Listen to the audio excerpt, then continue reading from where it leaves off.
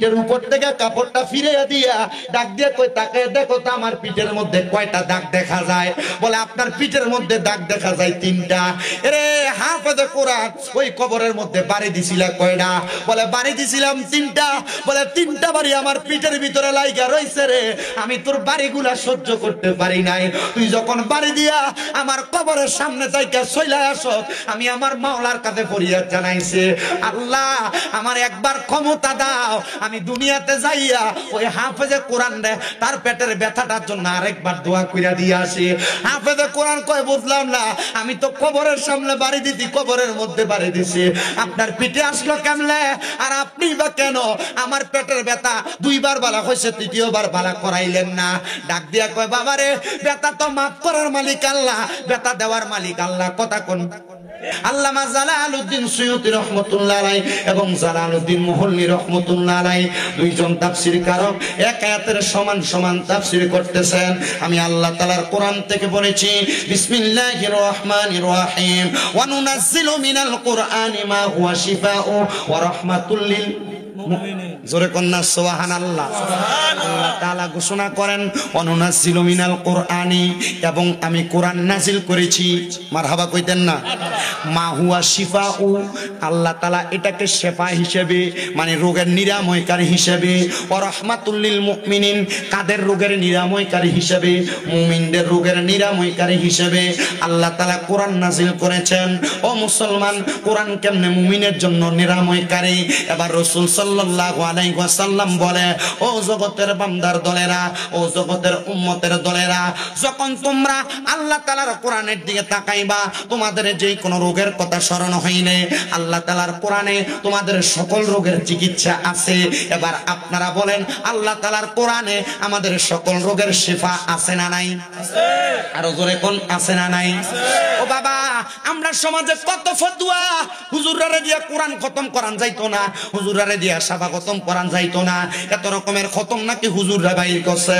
কিন্তু কোরআনের ভিতরে অনেকগুলো আয়াত আছে, যে আয়াতগুলো পয়রা পয়রা কোন অসুস্থ ব্যক্তির সামনে যদি একটু ফু দেওয়া হয়, আল্লাহ তাআলা কোরআনুল কারীমের আয়াতের বরকতে দুনিয়ার ওই অসুস্থ মানুষটারে শিফা দান করে দেয়। আর উলামায়ে কেরাম এটার নাম দিয়েছে শাফা খতম। আপনারা হয়তো জানেন, ও বাবা, কোরআনুল কারীমের কতগুলা কোরআনের আয়াত পড়ে, কিন্তু এর মধ্যে সর্বশ্রেষ্ঠ একটা সূরা হইল, যে সূরাটার নাম হলো সূরাতুল ফাতিহা। ওই সূরা ফাতিহার একটা না, 2টা না, 3টা না, আল্লাহ তাআলার কোরআনুল কারীমের সূরা ফাতিহার 19টা অর্থ হয়, 19টা অর্থ হয়। সূরা ফাতিহার 19টা অর্থের মধ্যে একটা অর্থ হইল উম্মুল কোরআন, উম্মুল কোরআন মানে কোরআনের মা। আর একটা অর্থ হইল আয়াতুশ শিফা। সূরা ফাতিহার একটা অর্থ হইল মানে রোগ নিরাময়ের সূরা। যদিও কখনো আলেম না পান, বলে হুজুর আলেমদারে দিয়া তাইলে কি লাগা আয়াত পড়ায়, আমরা ফল্লো তো হাঁটতাম। আরে বেটা মনে রাখবা, উলামায়ে কেরাম হলো দুনিয়ার জমিনের মধ্যে ওমাই ইয়াকশাল্লাহু মিন ইবাদিহিল উলামা, দুনিয়াতে সবচাইতে বেশি আল্লাহকে ভয় করে আলেমরা। জোরে কোন সুবহানাল্লাহ। সবচাইতে বেশি ভয় করে আলেমরা, এজন্য আলেমরারে দিয়ে মানুষ খতম পড়ায়। বলে মার কবরের সামনে মার লাগা ফুতে না বেশি করে ফেরা দোয়া করব।